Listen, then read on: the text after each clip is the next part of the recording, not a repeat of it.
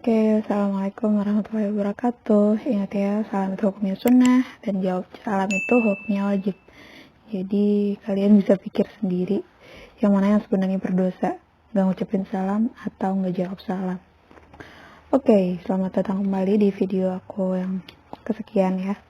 Dan hari ini aku mau lanjutin bahas film lagi, tapi yang ini lebih ke drama yang baru-baru selesai kemarin, yang aku udah selesai nonton juga drama ongoingnya. Dan buat kalian yang belum nonton, sekali lagi ini spoilernya, jadi kalian perlu nonton drama aslinya dulu dan bisa nonton di beberapa aplikasi video yang menyajikan tontonan drama Korea yang aku tunggu juga sponsornya di video aku. Oke. Drama yang kita tunggu-tunggu untuk kelar yaitu drama Mouse. Oke, drama Mouse ini tentang percobaan. Jadi menurut si pemain ini, mereka itu adalah tikus percobaan dalam bentuk manusia gitu. Masalahnya nih, kalau kita main tikus percobaan, kalau tikus beneran mungkin ya udah untuk kelangsungan kehidupan manusia gitu kan. Tapi yang ini tikus percobaannya itu manusia. Jadilah judulnya itu Mouse gitu loh. Dimana ada satu episode manusia yang dibandingkan dengan manusia lainnya karena memiliki satu kesamaan, yaitu punya gen psikopat. Nah, gen psikopat ini, kalau aku boleh cerita dikit, ini filmnya tuh banyak banget teka-teki dan misterinya yang diramu sama alur maju mundur pastinya. Dan alur maju mundurnya itu ngepas aja gitu loh. Ketika kita bahasanya pengen nonton kejadian aslinya, diulur dulu sampai episode selanjutnya baru ditayangin lagi alur yang sebelumnya gitu loh. Dan yang paling bikin bingung itu ketika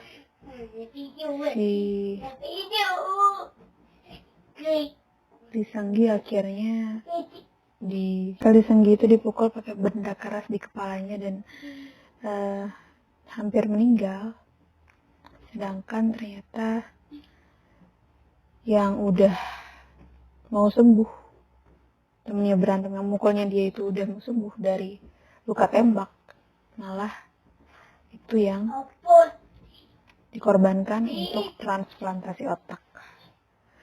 Seperti yang aku sebutkan tadi, gen psikopat itu muncul di dalam diri mereka gitu ya. Mungkin karena dia transplantasi otak akan berpindah atau mengalami emosi yang berbeda juga. Aku tuh perlu menonton semuanya secara utuh supaya aku juga bisa menjelaskan dengan lancar juga nih ke teman-teman aja, sobat-sobat aja. Oke, jadi dari kacamata penonton nih ya, yang demen sama drama teka-teki, bisa dibilang si dramanya itu mengusung kayak ide utamanya itu balas dendam gitu. Walaupun juga semua itu cuma percobaan ya, istilahnya pancingan untuk memunculkan sikap tindak lanjut dari gen psikopat yang ada dalam diri mereka gitu. Gen psikopat yang ada dalam diri mereka gitu. Drama ini ada unsur agamanya gitu loh. Jadi aku sebutin aja, di dalam drama ini ada hukum kisos namanya. Yang kalau dalam agama Islam juga ada hukum kisos. Dalam hukum kisos itu ada hukum tentang yang disebutin sama pembunuh dan pendeta juga yang ada di situ. Nah, hukum kisos ini sebenarnya adalah hukum yang udah ada di agama Kristen dan agama Islam. Dan buat kalian yang nggak tahu sejarahnya, nanti mungkin kita bahas di lain waktu tentang hukum yang ada di agama Islam dan agama Kristen. Nah, hukumnya itu berbunyi mata dibalas dengan mata, gigi dibalas dengan gigi, nyawa dibalas dengan nyawa, dan seterusnya gitu ya. Intinya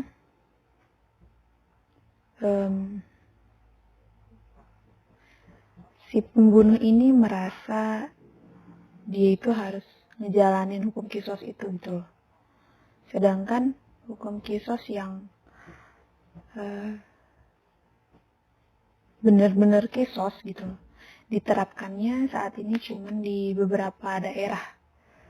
Kalau di Aceh kalau nggak salah masih ya, atau di negara Saudi, negara-negara Arab sana, hukum potong tangan, kisos semuanya masih berlaku.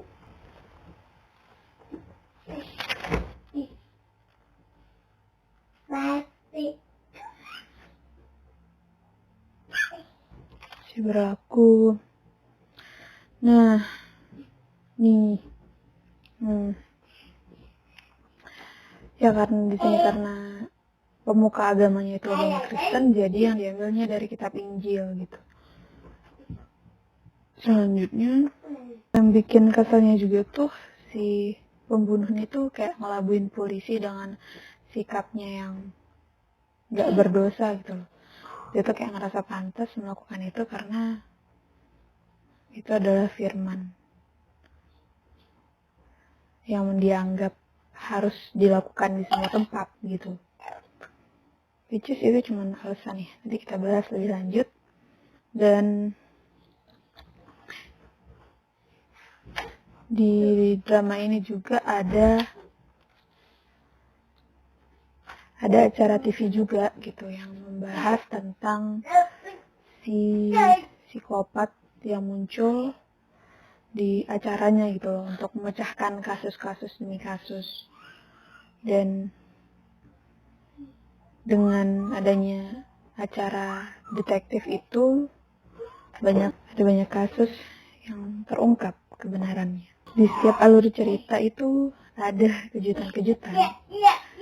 Mulai dari alurnya yang maju mundur, cerita yang menyembunyikan kebenaran. Mulai dari alurnya yang maju mundur, ceritanya yang menyembunyikan kebenaran, sampai terungkapnya pembunuh sebenarnya. Maka dalam kasus kriminal, terlebih kasus pembunuhan, yang menjadi pembunuh itu tidak hanya pembunuhnya saja, tapi juga petinggi-petinggi atau saksi-saksi yang membiarkan pembunuhan itu berlangsung, padahal punya buktinya tapi nggak dilaporkan sama sekali. Dan tujuannya para petinggi yang ini tuh memang untuk menjadikan si pembunuh ini yang memiliki gen psikopat tadi punya bukti untuk membuktikan kalau gen psikopat itu memang untuk membunuh. Jadi para petinggi itu membiarkan dan menjadikan perbuatannya itu sebagai bukti perbuatan si pembunuh ini. Kalau seorang gen psikopat itu harusnya ketika dicek dari bayi, harusnya mereka tuh bisa diaborsi gitu untuk menyelamatkan nyawa orang lain. Ya, ini tuh kayak persimpangan antara kemajuan teknologi dan nyawa manusia gitu. Apakah benar-benar worth it gitu kan? Benar-benar bisa menjadi salah satu jalan keluar gitu. Membunuh satu pembunuh yang akan membunuh misalnya 10 atau 20 orang, atau bisa lebih, bahkan 100 orang. Kalau nggak salah ada yang bisa membunuh sampai 100 orang. Apakah harus membunuhnya ketika dia itu lahir? Atau membiarkan dia lahir untuk melihat apakah dia itu benar-benar seorang pembunuh atau seorang yang jenius. Nah, kalian tuh pasti bingung deh awal-awal. Karena yang ditampilkan sebagai pembunuh itu adalah dokter yang namanya Sung Yohan. Dan ternyata Sung Yohan ini, karena emaknya juga sebenarnya itu yang perawat, ya kan. Itu udah, dia keluarnya tuh lahir, pinter, terus jadi dokter gitu. Berbeda jauh sama si anaknya dokter beneran yang udah ngobrak-ngabrik apa ini namanya, kepala manusia untuk dijadikan percobaan transplantasi. Kan bisa bayangin, transplantasi itu bisa jadi menguntungkan atau merugikan karena itu perlu diteliti lebih lanjut gitu, tentang kecocokannya atau apanya. Dan akhirnya diungkap juga pembunuh aslinya itu adalah Lee Seung-gi. Dia perannya sebagai Jong Barem yang kemudian meninggal juga di akhir cerita dari dari drama ini ya. Di ending dia meninggal karena sepanjang dia menerima otaknya Sung Yohan itu, dia jadi sadar kalau pembunuh itu nggak baik. Dan yang bikin heran itu kan, jadi si Jong Barem meninggal. Dari Jong Barem meninggal, dia kan kalau dibunuh tuh atau membunuh itu karena dipancing-pancing gitu kan. Sedangkan kalau dia dipancing, terus yang bikin rencana untuk memancing pembunuhan itu malah dibunuh juga gitu. Jadi dia kayak udah dinyatakan bebas, tapi akhirnya dibunuh juga. Setelah keluar dari penjara itu dibunuh dalam mobil. Yang bikin aku pribadi penasaran itu gimana ceritanya dia yang si petinggi ini tuh mau mengajukan RUU untuk aborsi yang punya gen psikopat malah dibunuh gitu loh. Pertanyaannya itu apakah dia itu punya dalang lagi di atasnya yang juga psikopat, atau bagaimana itu semua terjadi gitu. Masih bingung. Dan kalau yang ngebunuh petinggi itu yang jabatannya sekretaris presiden itu ada organisasi lagi, kira-kira apakah akan ada yang membahas gitu pembunuhan yang mereka lakukan? Kalau ada pasti ada season 2-nya. Nah, kalau di cerita-cerita pembunuhan gitu ya, psikopat gitu, seakan-akan membunuh itu kayak perlu alasan gitu loh. Sebenarnya keadaannya gini, ini berdasarkan aku tonton aja, jadi bisa salah bisa benar, terserah kalian bisa percaya bisa enggak. Ketika kita atau psikopat atau pembunuh itu diinterogasi, dia akan ditanya pertama alasannya. Alasan itu ditanya supaya kita mengetahui apakah dia itu melakukannya karena terpaksa atau karena mau main-main aja sama nyawa orang lain, gitu kan. Nah, kalau dalam kasus melindungi diri nih, kita lagi tengkar sama orang atau si korban lah, dia mau melindungi dirinya supaya nggak dibunuh. Terus ternyata yang mau ngebunuh itu malah terbunuh, kan itu namanya nggak sengaja. Oke, dia akan punya alasan yaitu melindungi nyawanya dirinya sendiri gitu. Tapi kalau tentang psikopat, mereka itu membunuh karena memang mereka itu cuma ingin membuktikan gitu Pertama, mereka tuh merasa diri mereka superior. Kedua, untuk membuktikan kesuperiorannya mereka itu, bahwa mereka adalah penegak kebenaran lah, atau apa Tuhan gitu loh. Ya, mereka ngambil nyawa orang gitu loh. Dengan kadang-kadang alasan yang bener-bener, alasannya gitu doang gitu loh. Misalnya kalau di film ini tuh alasannya tuh karena dia nggak marah atau dia udah maafin. Ya. Dan menurut si pembunuh itu tuh dosa karena kamu bukan manusia kalau kamu kayak gitu. Lah, yang sebenarnya harus dibunuh itu kan apa ya? Bukan si korbannya gitu loh, tapi pembunuh aslinya. Kalau mau bahas siapa yang harus dibunuh. Tapi this is different. Oke, sekali lagi ini pemikirannya psikopat di film. Jadi ini tuh fiksi, tapi kita bisa ambil poinnya gitu ya. Nah, kalau ada di antara teman-teman nih yang kayak begitu, tapi aku anggap nggak ada ya. Tapi kalau beneran ada, ini kalau ya aku minta dan aku mohon banget sama kalian untuk cepat-cepat bertaubat.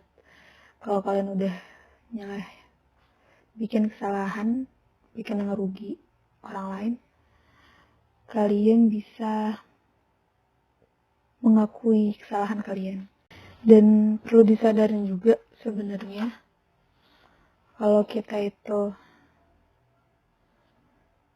mengambil kuasa Tuhan gitu ya. Kita mengambil kuasa Tuhan untuk mencabut nyawa melalui malaikat. Ya, kita berarti bukan berkuasa. Kita ngambil kuasa orang nih. Tapi bukan berarti kita yang punya kuasa itu orang kita yang ngambil ya. Yang punya kuasa tetap Tuhan gitu, tetap Allah yang punya kuasa. Dan kalau kita cuman berniat untuk merampas kehidupan orang lain gitu, ya itu tuh kita bukan menghukum orang itu, bukan. Kita tuh sama aja kayak dia. Kita juga punya kesalahan, punya keterbatasan. Giliran kita bunuh dia karena kita menghukum, lah kita siapa gitu ya. Dan kenapa ngehukumnya harus ngebunuh gitu, kan banyak cara yang lain gitu. Ya kalau kita udah sampai ngebunuh orang ya jatuhnya itu namanya kita mengundang hukuman mati untuk diri kita sendiri. Ya akan beda ceritanya kalau yang kita lakukan itu untuk membela diri. Itu kan ada prosesnya lagi. Ini tuh membunuh karena literally pengen bunuh, pengen ngehukum dengan membunuh atau semacamnya. Itu tuh benar-benar menyalahi hukum kemanusiaan gitu. Dan kalaupun kalian itu korban atau keluarga kalian korban, ya udah tuntut aja hukuman mati. Udah gitu aja caranya, bukan bunuh dengan tangan kalian. Itu ya. Bukan ngebunuh dengan tangan kalian ya, guys, please. Terkadang memang kita harus lebih memakai akal sehat gitu loh. Jangan sedikit-sedikit terbawa emosi, karena seperti yang kita lihat banyak banget orang yang kebawa emosi, tapi ternyata emosinya itu malah ngegigit dan menghabisi diri mereka sendiri gitu. Jadi silahkan teman-teman semua memperhatikan apa yang sebaiknya dilakukan dengan baik dan benar. Oke, terima kasih ya udah menonton sampai selesai. Semoga bermanfaat. See you next time.